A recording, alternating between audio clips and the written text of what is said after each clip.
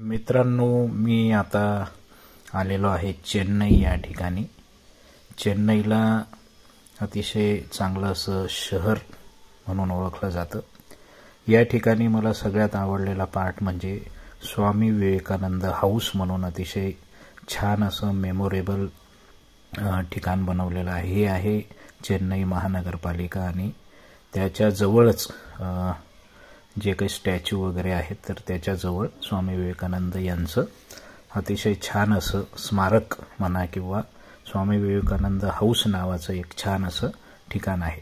जेव्हा स्वामीजी पश्चिमेतून परत आलेले होते तर त्यावेळेस हे बनवण्यात आलेलं होतं। अतिशय छान आणि पाहण्यासारखं असं हे स्वामी विवेकानंद हाऊस आहे। मी त्या ठिकाणी जाऊन आलो, जाण्याचा योग आला, खूप छान वाटलं। हे बघू शकतात माहिती।